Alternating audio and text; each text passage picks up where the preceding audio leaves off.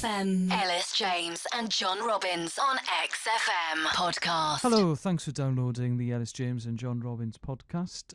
Regular listeners will know that it's at this stage that John and I are usually bickering because we're a bit hungry, but that's not happening today because John has rushed off to do stand-up at the Edinburgh Festival.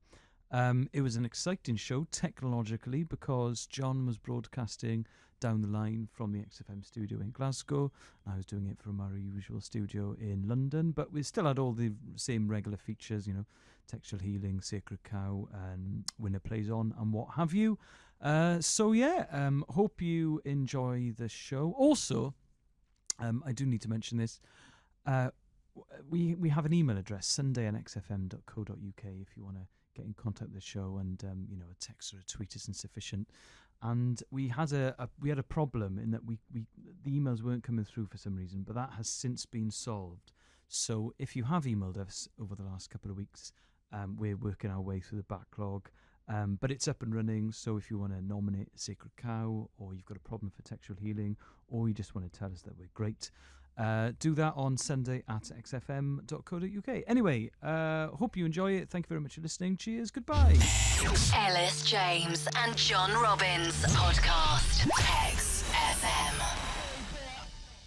That was Bumblebee by Kasabian. Good morning. You're listening to XFM. I'm Elis James. We've got plenty of great music coming up for you this morning.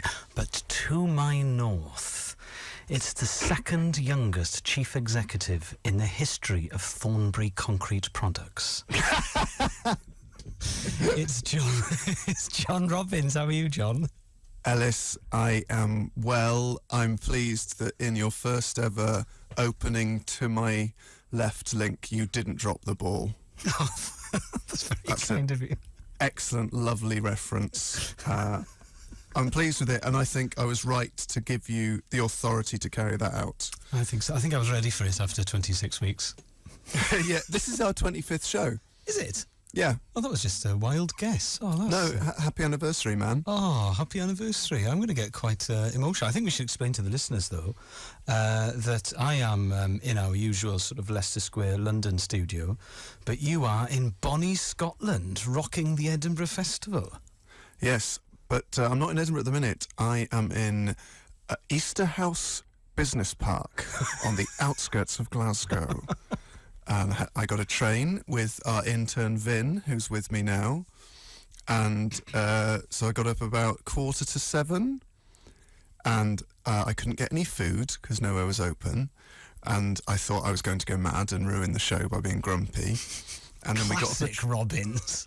And then we got off the train, and there was a ye oldie sweet shop open on a road going over the motorway.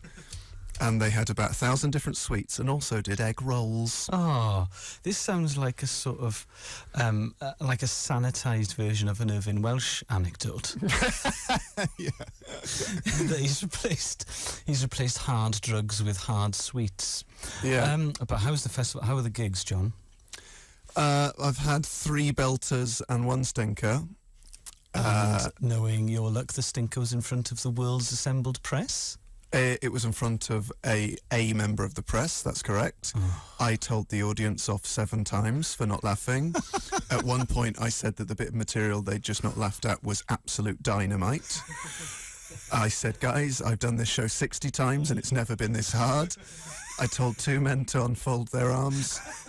It was breathtaking. I mean, the disjunction between what I felt about the show and what the audience felt about the show was phenomenal. When I did, this review is still up there on the internet somewhere, but when I did Edinburgh in 2011, I had a similar thing in that people who just sat there arms folded, they weren't buying it. Josh Widdicombe, XFM's Josh Widdicombe's at this gig actually, and I got very angry because it was a good show, it was a funny show. So at about 40 minutes I pushed a panic button and I said, I don't know what you want from me. And I threw down my mic stand in a sort of Axl Rose hissy fit, and I went, come on, let's mix it up if you're not going to laugh at my well-structured anecdotes. And I took them all out onto the balcony of the attic in the Pleasance in Edinburgh, and I screamed from the window, I don't know what they want from me. And People started laughing, it was great. I took my shirt off. I pretended to smash the microphone until my tech, Anthony, said, please don't do that. We've only got one of those. And it was really great. And they were laughing. I thought, wow, this is it. I've got them on board. So then I went back and did my normal material, same silence, arms folded. And I didn't realise that there was a gentleman of the press in. And in his review, he said, it's quite a well-structured, funny show, but heaven forfend that you don't laugh. Elis James's ego is so massive, he cannot cope with anything other than complete admiration, and had a melt, and didn't realise that I was being ironic. And, wow. Yeah. FM, Elis James and John Robbins podcast. You're listening to Elis James and John Robbins on XFM. I'm John Robbins, and I am in bonny wee Scotland, lass McKilt. And I don't want to be sort of stereotypical at all, but that is how everyone speaks up here. And I'm with you this Sunday morning, coming from a studio in Glasgow. Elis, ensconced in London's Leicester Square. And we have an apology to make, listeners, a very profound one, which has, I'm very annoyed about this, but we, for the past few weeks, have been really plugging our email address where you can get in touch. And for about the last 2 weeks, I've been sort of thinking, no one's really getting in touch with us. I don't think this has really kicked off. And I said to producer Dave last week, I said, Producer D, why aren't we connecting with the youth demographic via emails? And he said, what do you mean, John? That's absolute nonsense. You've got those emails and you check them. And I had been checking them twice daily, and it turns out that the emails had not been coming through. So we've got a backlog of emails to sort of answer, which we will sort of try and do maybe a couple of times in the show and on the podcast intros over the next few weeks. We've also got some emails from people quite worryingly angry that we haven't read their emails out, and for that I do apologise. I have replied to some people in person, but my first apology has to go to Kitty Miller. Now, I don't know if you were listening a few weeks back when our first email we got in asked me and Elis to email Kitty our top 5 albums of all time. Elis didn't reply, but I sent sort of 1,500-word synopsis of some of the best albums of my life with some quite moving justifications. It then became a running joke that Kitty was so scared she hadn't replied and had blocked XFM email and called the police. With very good reason. With very good reason. Kitty actually replied a month ago, and with a very nice email saying, thank you so much for emailing me. I didn't really expect a response, so consider me very impressed. So thanks, Kitty, for that. We've also had lots of suggestions for some sacred cows, which we'll definitely be doing in the next few weeks. We've even had a trivia question for you, Elis. Oh, yeah, go on then. This was when we were doing Winner Plays On about football grounds. Right. And it's from Andrew Goodwin. It's like, I've been on holiday in Devon. I haven't done my revision, John. But you can answer the question. Yeah, name the ground which only has 3 stands, the other being just a fence. The Kassam Stadium, Oxford. Correct! Well done, Elis. Is there nothing I don't know about football grounds? Well, yeah, as we found when you lost Winner Plays On.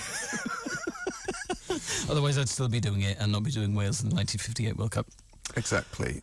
Also, we did life hacks a few weeks ago, and this is just for you and producer Dave from Laura Morehouse. She says, this is just for Elis and producer D, brackets the top button crew. If your shirt collar just isn't lying right and you don't want to faff about taking the shirt off, just get some hair straighteners on it. All the best, Laura. Yeah. Hello. So Elis straight off to buy some GHDs. That is such a good life hack. I just felt a surge of adrenaline. Oh, that was incredible.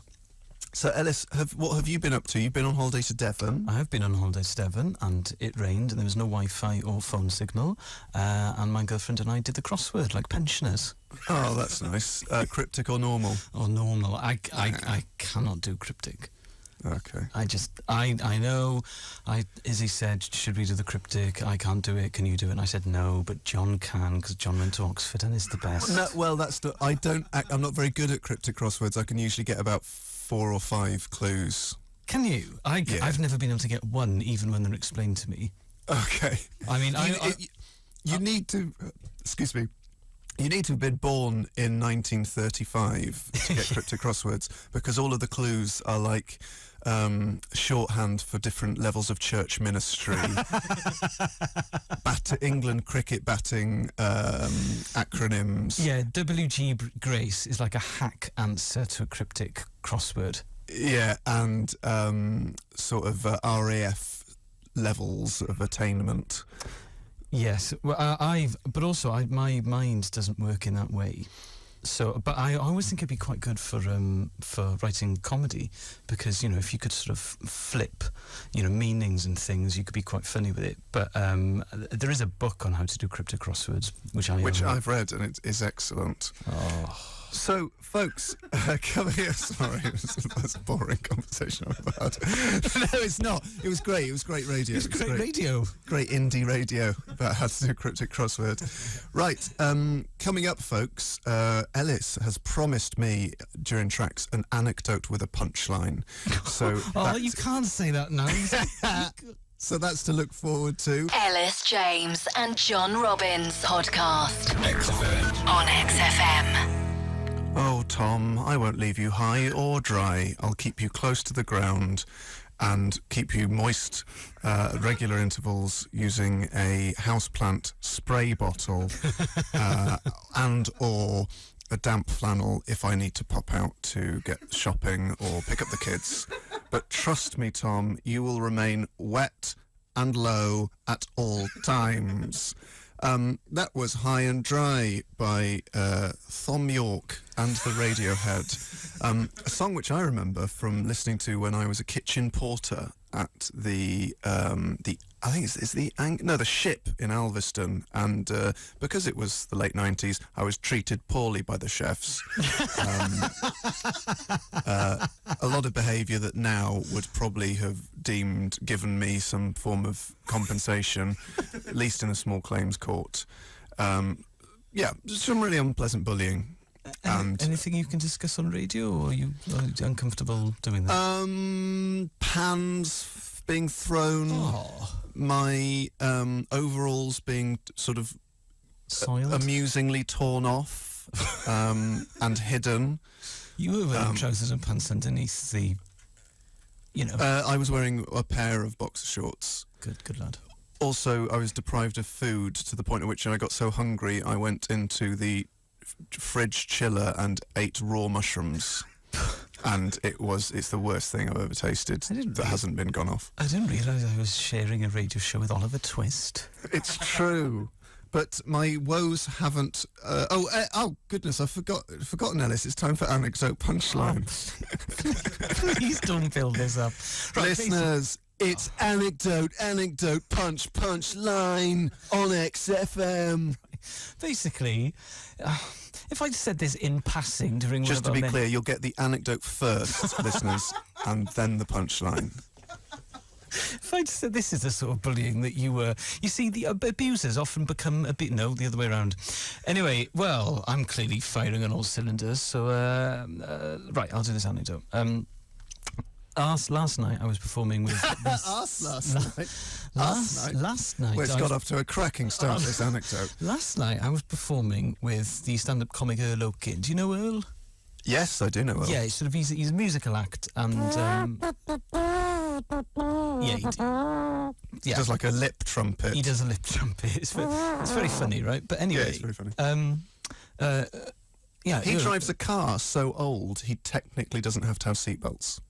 Oh, wow. Fact. I did not know that. Well, the thing with Earl is he's an old guy, and he started out before the comedy circuit sort of existed, really, on the sort of folk circuit. So I'm interested in stuff like this, and he was telling me this, and he said that one of the best folk clubs in the UK in the 1970s it wasn't in London, it wasn't in Manchester or Edinburgh, it was in Cross Hands, right, which is the tiny village my dad is from. Oh, wow. And nothing ever, no disrespect to the people of Cross Hands, but nothing ever happens there. And I spent my childhood going to visit my grandparents in Cross Hands, so I was amazed at this, and I got really excited, and I was like, just to remind listeners, you're listening to XFM. Oh, shit. I have to do that contractually every 2 minutes. We're in the middle of Anecdote Punchline. Carry on, Elis. Right. Anyway, Do you know what? It's... I can see where this is Come going. on, Elis, it's cross hands. It's in the Right. 60s. So It's where your dad lived. texted We're all my feeling dad good. to say, is this exciting? Have you heard of this amazing folk club? And my father replied, no, because in the 70s I was doing normal things, like retaking my A-levels. Oh, yeah, well... And that's the punchline. We've got it there. Anecdote punchline classic from Elis. We've even had a tweet in saying they're talking about cross hands on XFM. It's going crazy here. The people, we give them what they love. They love an anecdote, followed by a punchline. Bang! Elis, both barrels. Tune in next week for another anecdote punchline. Producer Deacon, because normal producer Dave is on holiday in Portugal. Producer Deacon has just handed me over and said, please get it to the texter now. Elis, imagine what it would be like if we were being produced by John Deacon. Yeah, well... Oh, God. Oh, I would have flown back. Well, of course I would. Yeah. I wouldn't have come to Edinburgh. No. Anyway, so, hey, Elis. It wasn't just as a lowly kitchen porter in the late 90s that I was victimised. Oh, why was your confidence shattered like my confidence has been shattered by Anecdote? Of course, my entire teenage years was a process of shattering my confidence so much that I then had to make up to 24 people a night laugh at the Edinburgh Fringe just to get a bit of confidence back. Anyway, got to the Fringe, as per some rogue, annoying little sods have done a bloomin' guerrilla marketing campaign sticking bloody stickers all over people's posters. And because it's this, and so they're doing these things, they're putting clown nose stickers on people's faces on the posters. That's irritating. And, you know, because it's Spirit of the Fringe and everyone, you know, has to do I think the Spirit of the things. Fringe is having a really nice poster and then writing a good show and performing it. Well, exactly. So, because I'm full of that Spirit of the Fringe, the council were contacted and they were told to remove the stickers or they would have their show taken out of the Edinburgh Festival. Get in! We then received written apologies and the person in question went round every single poster at the Edinburgh Fringe and had to remove the stickers by a midnight deadline. And is it true? That's what the Fringe is all about, folks. Is it the power of corporate entities? Is it true that you're taking him to court, John? No, but we were going to charge him for replacing the posters. Yes! I hate it when people break the rules. I know. And it's like, okay, we all know the system is money-driven, and maybe we don't like that, but still, I'm just confused. Producer Vin made the timeout sign at me there. That's the first time that's ever happened. You're not. Producer Vin! He's gone red now. You're not the bad guy, though, John. You don't deserve to have your posters defaced. Well, no one's the bad guy, is the system. Anyway, let's not get into that. But what we'd like to hear from you this morning, listeners, via the text on 83936 or tweet at XFM, is when have you suffered amusing or annoying vandalism / graffiti? Elis James and John Robbins podcast. XFM. On XFM. XFM's Sacred Cow. Sacred Cow. Sacred Cow.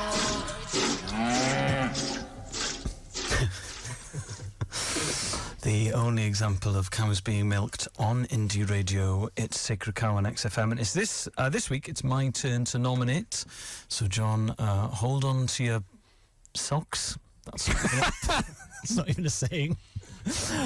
Because this week I'm nominating terrible lipstick applying fuzzy haired miserablists, The Cure. I don't care if Monday's black, Tuesday, Wednesday, hard to tell, Thursday. Producer Deacon proudly carrying on Producer Dave's tradition. I'm in love. Playing a really great song, thus Well, undermining... that's not just it's one of the best ever songs. Yeah, thus So you're undermining... an idiot, mate. Thus You're undermining my argument immediately. That's great. You're the one who needs a cure for your wrong opinion disease.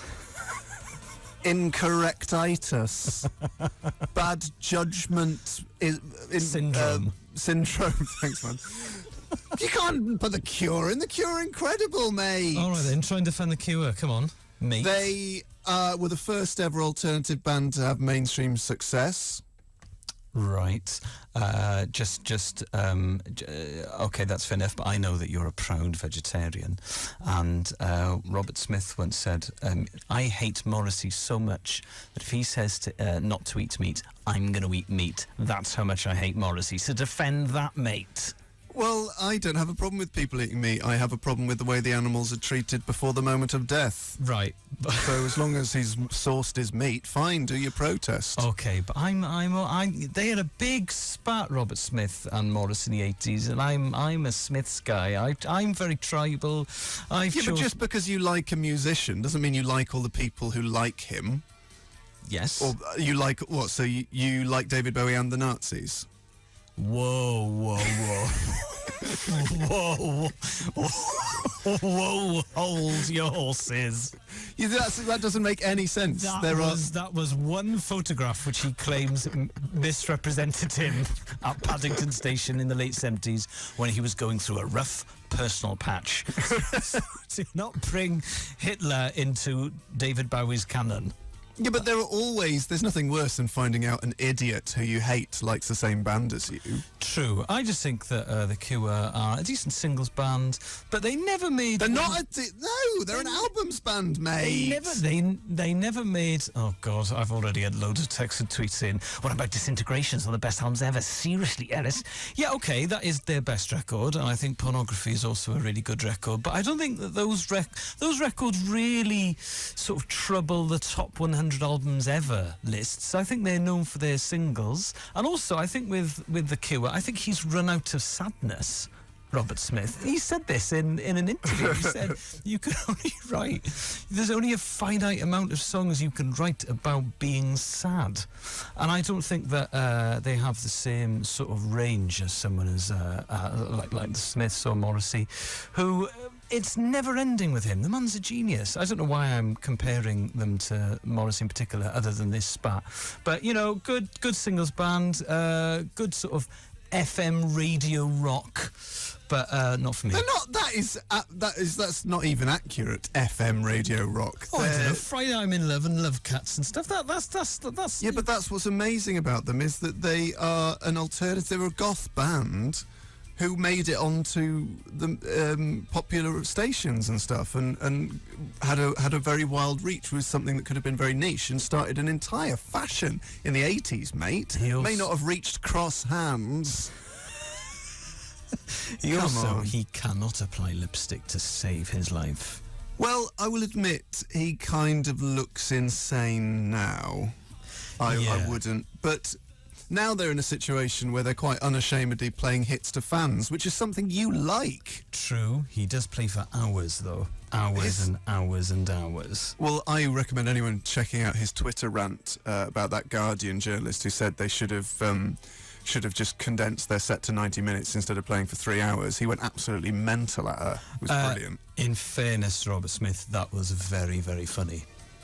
And I do... someone will have storified it or something, or you'll be able to find it somewhere. Oh, yeah, it's if you just Google Robert Smith Twitter rant. Also, he shares his name with the man who founded Alcoholics Anonymous.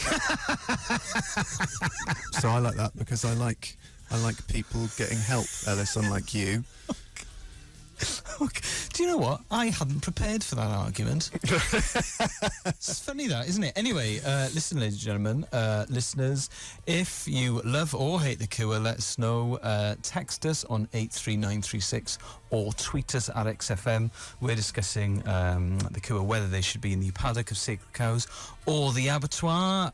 Anyway, we've got great music coming up for you. This is XFM. XFM. Elis James and John Robbins on XFM podcast. Inspired by the vandalism that John's posters have suffered at the Edinburgh Festival, we're asking for your examples of amusing or annoying graffiti / vandalism, things that happen to your property. We've had loads of texts and tweets in on this already. Hi guys, when I was a chef, the porters and waiters thought it would be amusing to deface my chef whites. Unknowingly, I walk out into a crowded restaurant with an enormous phallic symbol on the back with an arrow at either end. It didn't go down well with a clientele from Ryan.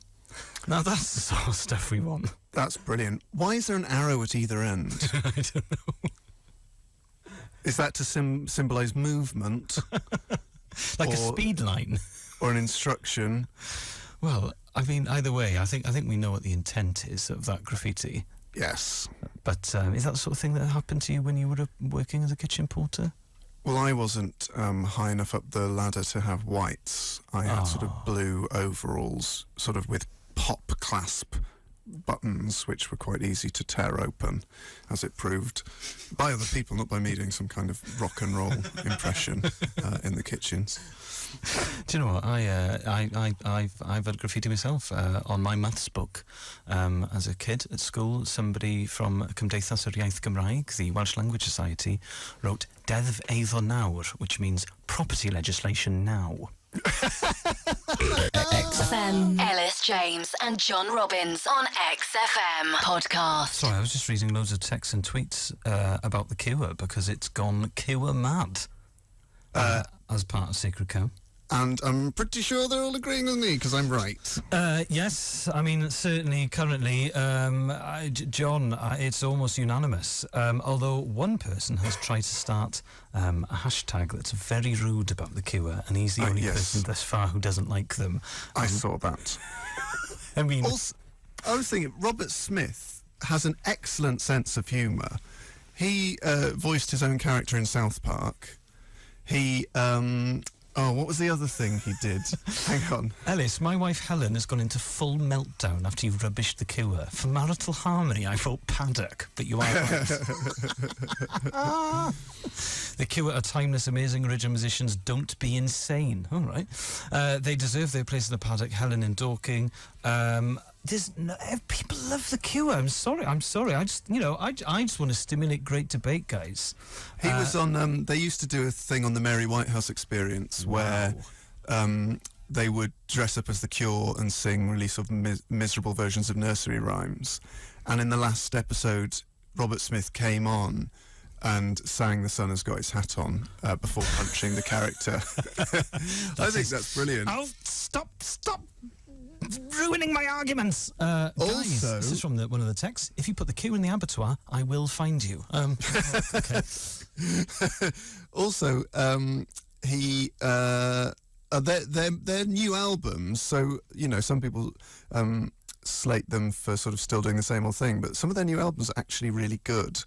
So, for example, 413 Dream is a belter. Right, okay. Well, ladies and gentlemen, I think the Cure are a good singles band, but they never really made an era-defining record, which you have to if you're going to end up in the Paddock of Sacred Cows. Apart from Disintegration and Pornography.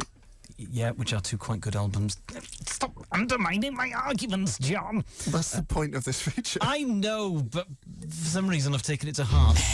Elis James and John Robbins podcast. XFM. We've been asking this morning for your texts and tweets when you've been a victim of rude or annoying or irritating graffiti/vandalism. We've had loads in on this, but my favourite, I think, has to go to Rob.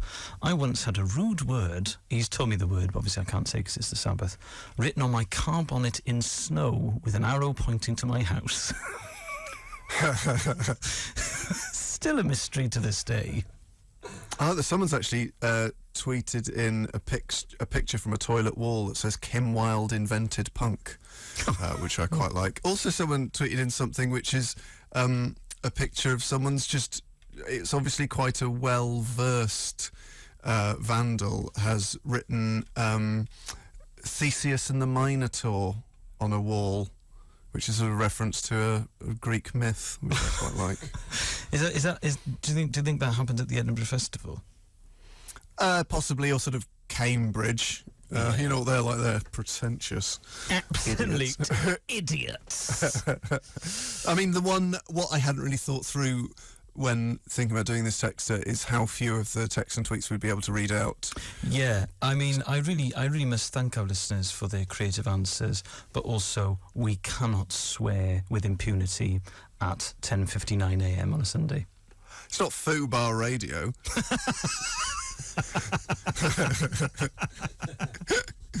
Basically, I probably shouldn't advertise our competitors, but they're not a competitor to anything. Okay, but if you how do you describe FUBAR? Is it sort of Imagine downloads? paying £3 a month to hear people with no Swear. discipline swear. Also, quite a lot of criminals. And, oh, goodness, take that back. Certainly people with checkered legal histories on some of their shows. If do you know what we should do? We should do XFM live, and then you and I could We should do swear. Triple XFM. Oh, man. Oh, bring it on. Imagine Elis that. would just turn up in the studio with lots of rude sexual toys. I don't know why you do that. Well, can you imagine how producer Dave would be reacting to this particular section of banter? He'd have his head in his hands like producer Deacon's currently got. John, come on, rein it in. It's the Sabbath. This isn't FUBAR radio. Just to reset, my favourite bit of graffiti is I saw Toy Story 2 was all right written on a toilet wall. I thought it deserved warmer praise than that from Ollie Collard. That's a thing that went round. That was a toilet wall meme. Oh, was That was it? all. Yeah, it was all over the country. Toy Story 2 was all right. Toilet wall memes. I mean, I do not understand the modern world. FM. Elis James and John Robbins podcast. Sally Cinnamon by the Stone Roses. You're listening to Elis James and John Robbins on XFM. I can just imagine our usual producer Dave, in Portugal listening to the Stone Roses. 3 bottles of Desperado on the go. He's Did you loving see it. his picture on Facebook? It's him watching Man City in a deli in Portugal, going, "You can't take the producer out of producer Dave," or something like that. Yeah, you can take the man out of Manchester, Stockport, or something. He emailed us a fantastic picture of him in a Man City shirt with like 2 bottles of Sagres doing a rude gesture at the camera. Classic producer Dave. I love it. I absolutely love it. And his girlfriend left a comment underneath going, "He's not with me." Right, well, it's Sacred Cow. We're discussing The Cure in 1970s, 80s, 90s and 2000s miserableists who can't apply lipstick properly. John thinks they're brilliant and have made some great albums. I think they're a good singles band, but I don't think they've made an era-defining album. And I tell you one thing, we have had an awful lot of texts and tweets on this, and Cure fans, they are a passionate bunch. I've had lots of threats. My favourite threat being, Elis, we know that you're doing stand-up at the Phoenix Fringe in London tomorrow, and we will come and be miserable if the Cure are not in the paddock. # crowd from Only One Helen. Unfortunately, Helen, I've made my arguments, and it's not my decision. So I think it's time to throw to producer Deacon. Producer D. The Cure, are they paddock or abattoir bound? Well, I think you both made very valid arguments, but I think in this case the text line and the tweets are definitely leaning one particular way. Okay. I think it's definitely one for the paddock. Yeah, no doubt. 24/7, 100% sure. Well, it That does sounded mean, like an advert for a deodorant. although it does mean that I can do my my stand-up gig tomorrow night in sort of good faith that people aren't Yeah. going to turn up in jumpers and just look sad in my audience, and I won't be able to banter with them in my usual wry way. Anyway, I think it's time that we play something by The Cure to celebrate their inclusion in the paddock. This is Friday, I'm in Love. Oh, You're listening to Elis James and John Robbins on XFM. Elis James and John Robbins podcast on XFM. that was the astonishing Friday I'm in Love by new entries to the paddock, The Cure. Elis roundly trounced by the knowledgeable XFM fan base. We had a tweet in from Likely Lad who said, Arctic Monkeys, Stone Roses and then The Cure. XFM is on top form this morning. Who's going to cut out the cow to put them in the paddock, El? Because Vin is up here with me at Glasgow Business Park. I don't know, could Vin cut one out and then fax it to us? Can you Probably fax a could. cow? He's been excellent this morning. He has offered to go to the shop to buy me another egg sandwich. Oh, he's a good lad, he'll go far. I'm in a studio here on my own, and I've just realised I have got the playlist for Heart FM Oh, yeah. on my computer, and one of the tracks is George Michael and Queen, Somebody to Love. And because I'm coming to you via a talkback ISDN line, I could actually play it and just play it over you, thus getting Queen, albeit without Mercury, on XFM. Please don't do that. The only problem is, producer Deacon and Elis, there are about 50 to 60 buttons and dials and faders in front of me, and I haven't got a single idea what any one of them does. I love that's such low level rebellion, playing a song that's not on the XFM playlist. I thought you were gonna drop your trousers and do something insane. And Vin was so disgusted at what I just threatened to do that from outside the studio he's left my tea on a table too far away, shook his head and then walked off. Vin is such a company man.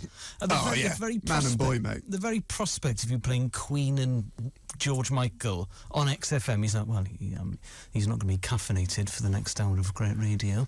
I'm going to be singing Somebody to Love at... Well, what amazing link this is. On Monday, I'm doing a show in Edinburgh called Friday I'm in Love, and it's where comedians sing karaoke songs and the audience sing along, and I'm doing Somebody to Love by Queen. Which is a very difficult song to sing. Yeah, don't cry.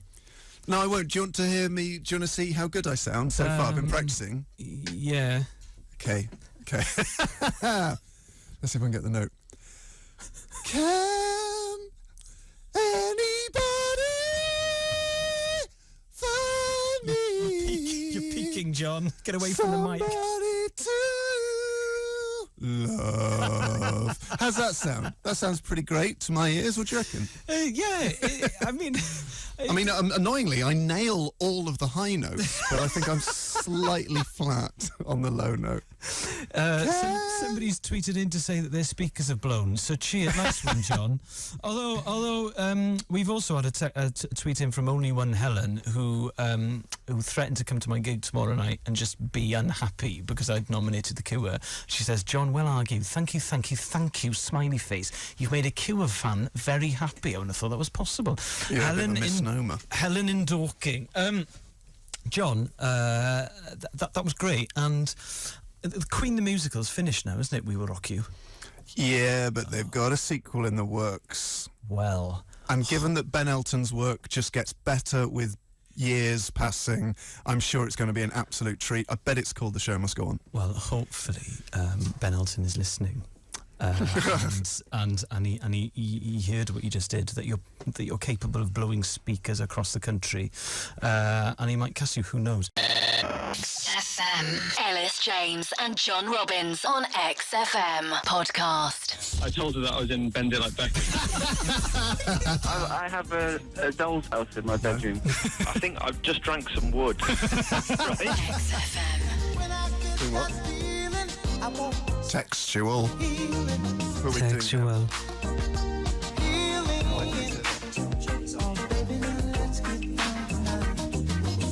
Okay, that's right, folks. It's time for Textual Healing, where one of our listeners calls in with a problem, and both John and I will try and solve it. We've had all sorts of problems in the past, people swallowing wood, someone's father-in-law wanting to be their best friend and buying them a matching fleece.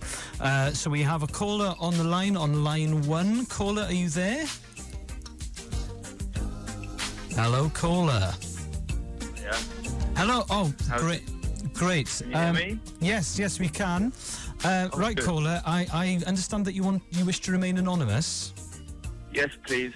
Okay, righto. So, both John and I here. We're ready to solve your problem. What is it? Well, it's a bit of a strange. I live in a flat with some other people, with some other men, Right. and they're too quiet. Okay. What they speak too quietly? No, they're like I don't really know if they're there quite a lot of the time. Like ninjas. Yeah. Or a mouse? Well, no, I can hear the mice. But I was living with I'll give you some backstory. I was living with my parents, and they decided it was time for me to leave. Right. They had planned on some time with themselves later in life. Right. Can we ask how old you are, Anonymous? I'm in my 30s. Okay. Right. It's a very common situation because of the housing boom brought on by the Tories. So you've moved in with these men. Well, How did you meet these men? Labour contributed as well. Right. Well, I think you find a lack of sanctions against foreign buying up of large properties in London has caused a problem as well, Anonymous. Right. This isn't the Daily Politics. This is textual healing. So, anonymous caller, you've moved in with some men. How did you meet these men? I was approached by, let's call him flatmate 1. Right. Philip. He works in my office. Or Philip, okay. Right. So you met him in your office? He works in my office. And he approached me because he said he had heard I was looking for someone to live with.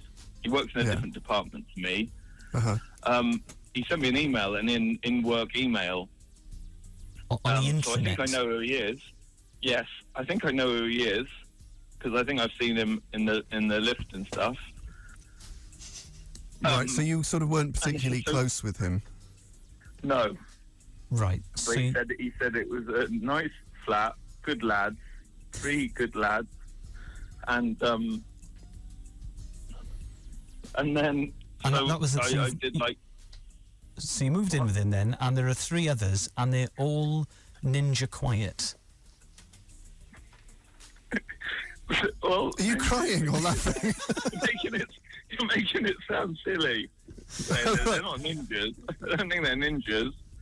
I think what sort of stuff do they do? Well, all I can pick up is I monitor their food. I mean, it sounds ridiculous, but I've been monitoring their food so that I know that they're coming and going. Right. And so have you tried to... Philip, what? Yeah? Yeah. And the thing is, they must be coming and going, but I just can't hear them doing it. They move so quietly. And, I'm living in a flat so that I'm not with my parents and I'm not alone. But then I never see them. I don't know if I work in insurance, so I can only imagine terrible things have happened. So I want to know they're okay. Mostly. Could you organise like a sort of a social event, like a mixer, a sort of a drinks event? So put a note on the fridge when you know that they're at peak food eating time, because of your monitoring, and say, "Hey guys, let's all meet in the lounge at 6 and have a fun do." And the note could say, "And I know a fondue." And then, very good. And the note could say, "I know you're in because there's less mince in the fridge now than there was 2 hours ago." Well, guys, I don't want to come across as odd. 75 grams of mince doesn't just walk out of the fridge on its own. I know, but I don't want to let them know that I'm monitoring them or make it an issue because I don't know these people. I don't want the first impression to be like I'm a weirdo. You need to just get to know them, mate. You need to organise a game-playing night or a film-watching night or pizzas. Say, hey, guys, pizza's on me. What's everyone having? Meet at 8 for a pizza fun. I've tried leaving notes, and it wasn't well received. How do you know? They said they don't. There was a return note, and they said they don't like notes. Oh no. I've lived with sort of people like that in the past that just don't really want to have a social life at home. They said it was impersonal. Do you know what you need to do? You need to put loads of bubble wrap on the floor. Oh, quality. So as long as and maybe just so they don't know what you're doing, if you could, when they're all out, you could lift the carpet and then put the bubble wrap underneath the carpet, and then until they walk on the bubble wrap a few times. I mean, you have to keep replacing the bubble wrap, and eventually it's going to be expensive. But at least then you'll know that they're sort of whether they're coming and going or not. Or install UV lights like in CSI Miami, and when they've left, track not only their footprints, fluids, excreta, and you might find out about any crimes that have been committed. We hope that has helped you, anonymous man, with your quiet ninja mouse flatmates. XFM. Elis James and John Robbins on XFM podcast. Now, it's time for regular quiz. Winner plays on. This is the section of the show where Elis and I compete over 5 questions on specially chosen topics to win the chance to play a chosen track. Elis, what's your track for today? Animal Nitrate by Suede. Lovely stuff.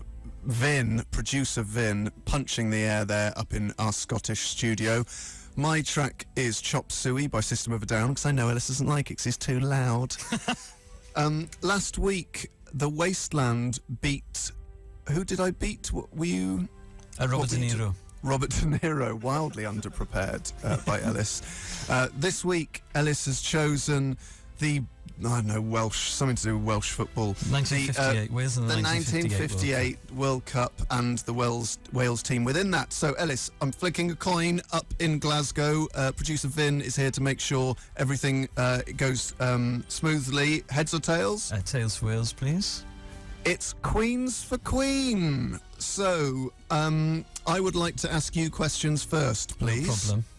So, 5 questions on the 1958 World Cup and the Welsh participation within that.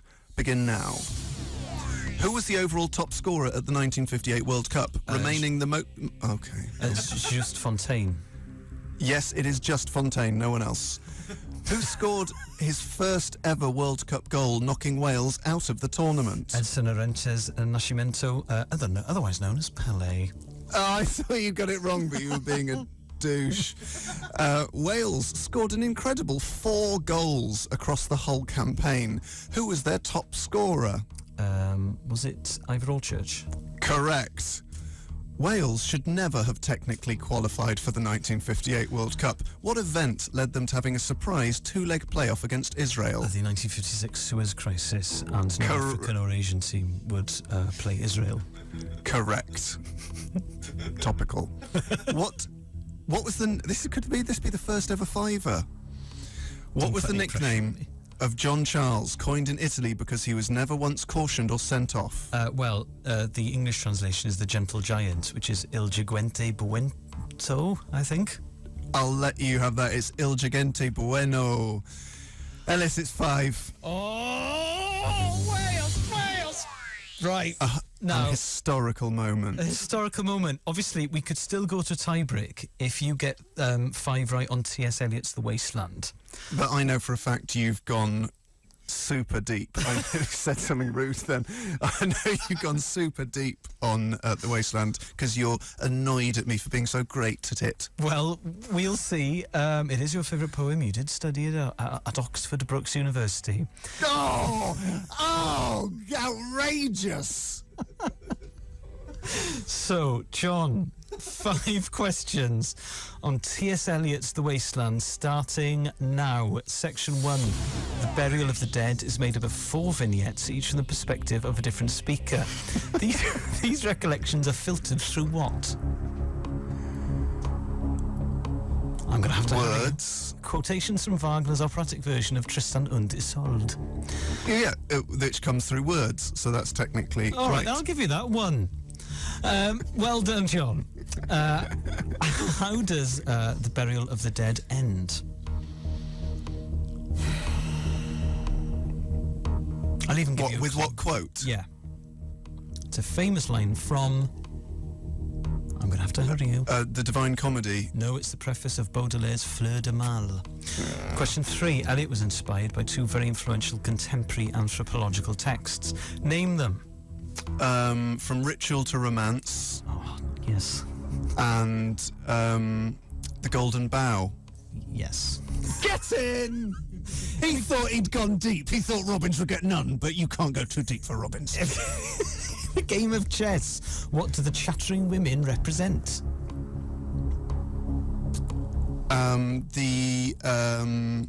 John's studying at Oxford Brookes University is seemingly left in... Right, don't put me off with lies and slander, actually, technically, Elis. They represent the Sibyl. Well, they represent an out-of-control sexuality, according to the Well, Spark notes that I read. Yeah, but that's very much open to interpretation. Well, unfortunately, that's my interpretation. That's like me saying, what do I think of the 1958 World Cup squad? Yes, and if Spark Notes said that you thought that it was great, that's the answer I'd take, because that's the answer I'd take. Well, okay, so who said they represent that? Spark Notes, which, Right, okay. which I googled on the bus today. Question 5. In section 2, a game of chess, how many times does the barman's refrain, "Hurry up, please, it's time," appear? Hurry up, please, it's time. Hurry up, please, it's time. Good night, Lou. Good night, Sid. Good night. Hurry up. 4. 5.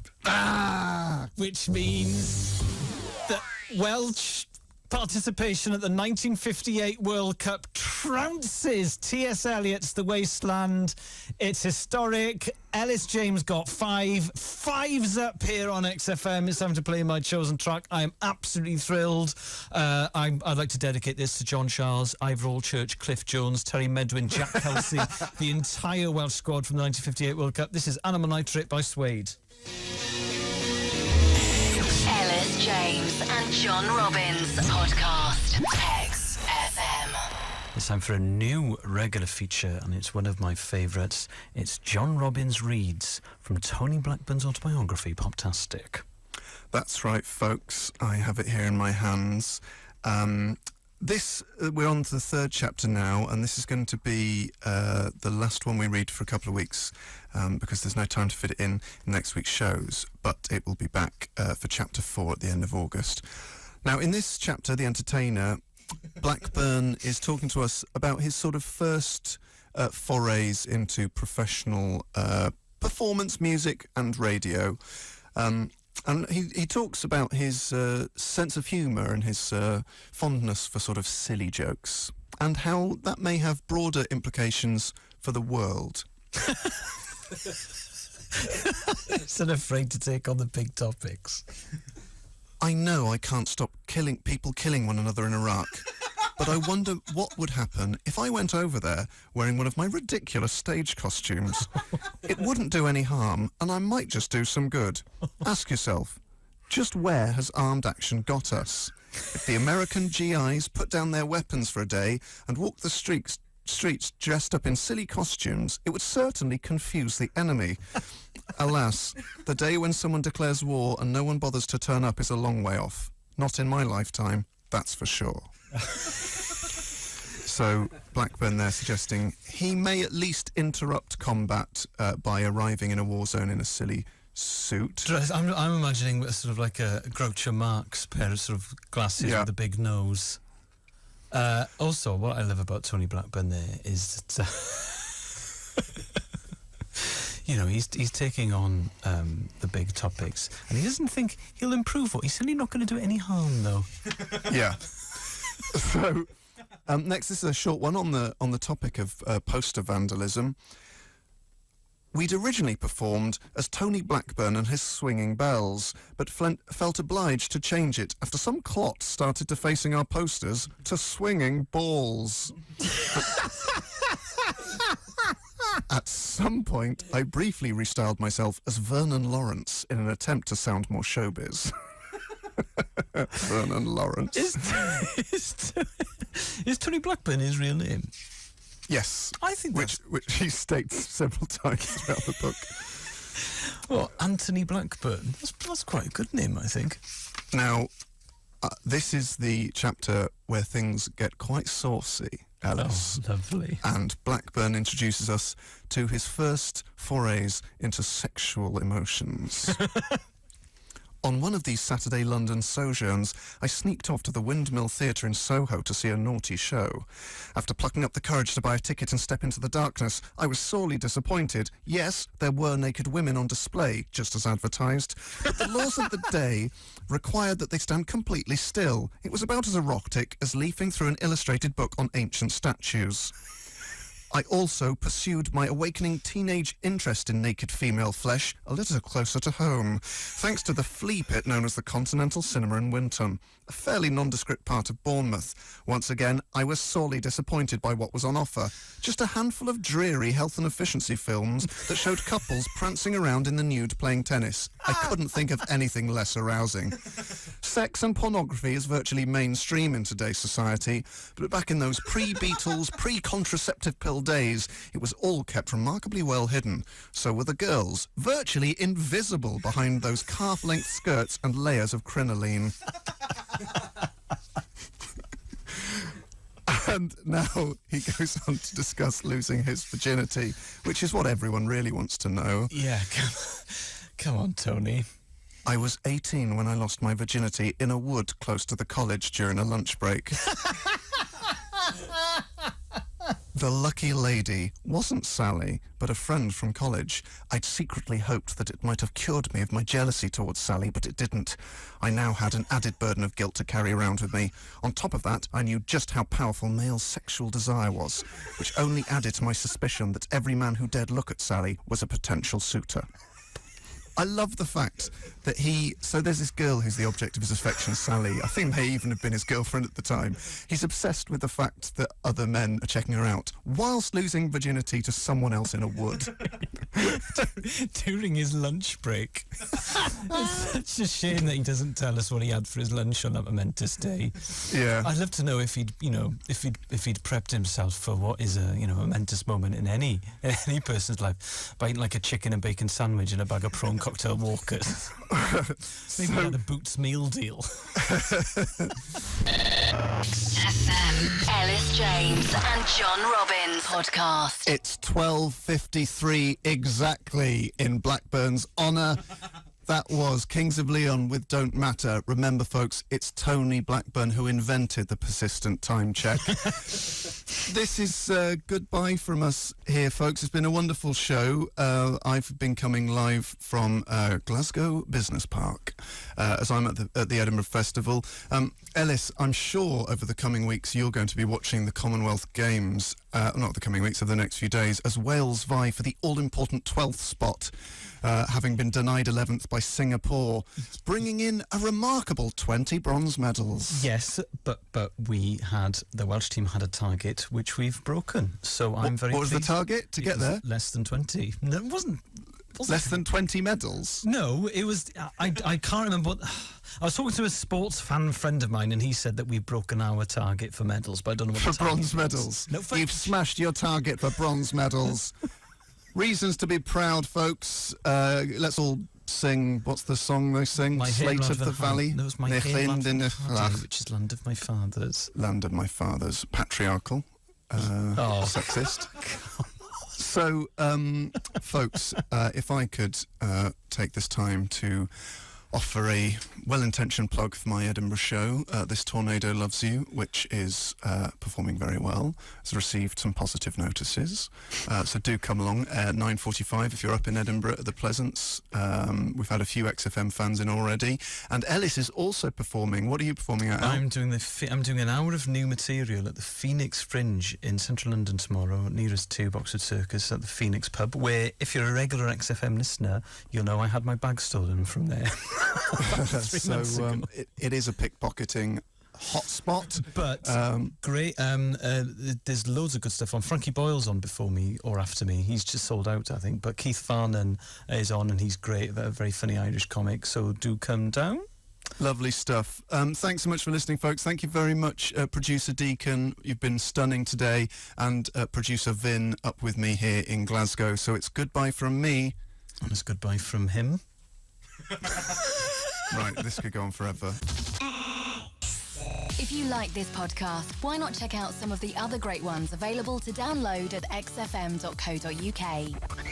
XFM. Josh Widdicombe. Vaccines on XFM. This is Josh Widdicombe on a Saturday morning.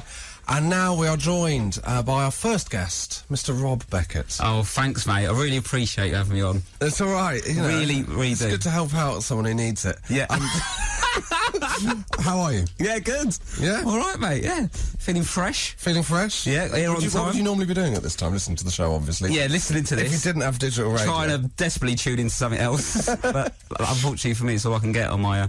radio. No, I don't know, really. It's all different, isn't it? You know what it's like being a comedian. Some days just laying in my pants playing FIFA, the good days. The good days. Or, you know, sitting in a hotel waiting to go home from somewhere the night before. Yeah, you know you're allowed to leave. Yeah, I know, but I always think if you've got a checkout time, stick to it. They've given you that grace. I'm getting me full 3 hours out of this. That'd be brilliant if you hadn't understood what a checkout time was. What? So I'm just like you're locked in like a prison sentence. It's like the Crystal Maze. Going down reception, I was on parole at 7 a.m. I was like, I'm training an hour, come on. Also, have I got to eat breakfast for 3 hours? Music that rocks. XFM.